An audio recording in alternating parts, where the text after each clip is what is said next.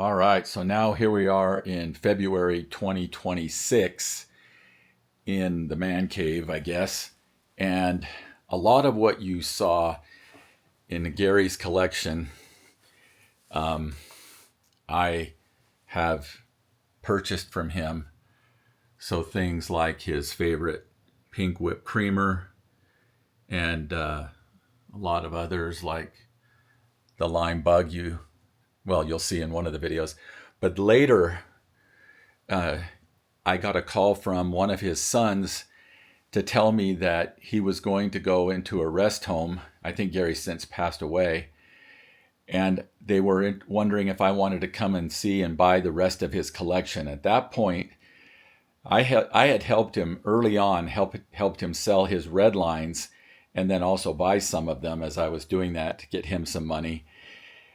And he had thousands of cars, as you could see in the video, that I wasn't interested in because I didn't know much about him. And now I kick myself because I think some other collector bought up a big chunk of his collection. And then when his son called me, I went out there. I think he had about 500 black walls in all kinds of condition. I mean, all kinds of black walls with real riders. Oh, just gorgeous cars. But from those cars that I purchased from him, I made a display like this with a lot of these classic cars, with a lot of these three-window Ford cars. I was able to hang on to a lot of the black walls that I got from Gary. And I wasn't really into black walls, but I wish I had known more at the time.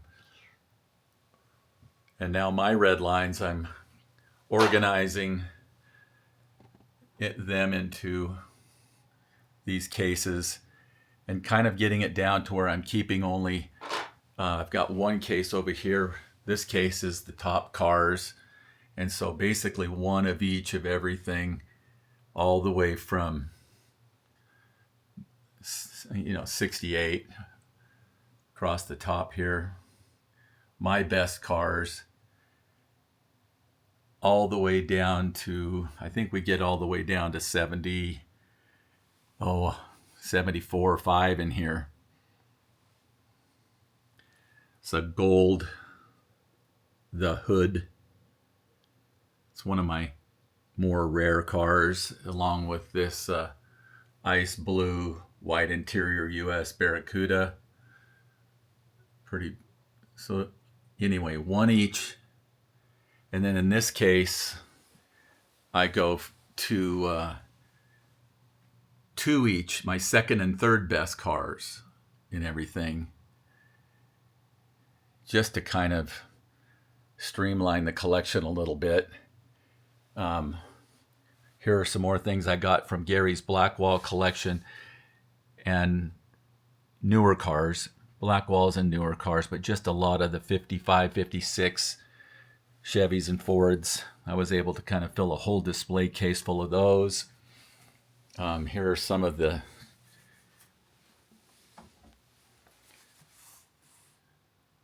trucks and things that he had that I was able to hang on to. I probably sold half of his collection. In fact, I sold almost all the real rider cars and was able to pay myself back. And then I was able to keep a lot of what I got from Gary. And then over here, more cars, in this sort of, over here, where I'm keeping 2 of everything. The second and third best cars. And then in this case, I call this one the Rainbows. The cars I've had a lot of. I probably had about 60 or 70 turbo fires at one point, and I've been selling a lot of those.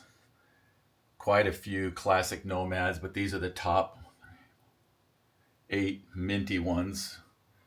Mod quads, I had a bunch. The top 8 Woodies, and then just other things like Sand Crab. I had quite a few of those, and a few other things. to fill up the case. Over here, I made a collection. I started buying all of the motorhomes I could find. I think I have pretty much one of every motorhome, one or two, except for some of these harder to get India motorhomes. And I still haven't got a red line one of those yet, but and then over here, the flying colors. Pretty much almost one of everything, not quite. Nice little herpes bug.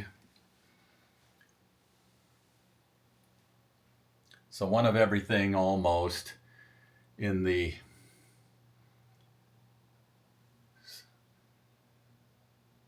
flying color collection. And then I've got pretty much every one of the super chromes, except, I don't know, one or two. And then, just filling these cases with other things. I'm trying to build a collection of the trucks. We got a lot of empty spaces there, and then more things filling up the cases. But that is the Mancave. I think another thing I got from Gary was a lot of these motorcycles, so I filled up a few cases of these, couple cases of these motorcycles that are kind of fun. And then, Camaros. Some rare, kind of. Some just new. And then some Mustangs. Some fun stuff. A few blister packs here and there, but not too many. And then after I started doing a big sell-off, I had a huge empty case. And what do you do with that? Well, you go to Smith's and you buy a bunch of cars for $1 and you put it in here. And to be honest, when kids come in here or people come in here, they have no clue the difference between these and these unless I tell them.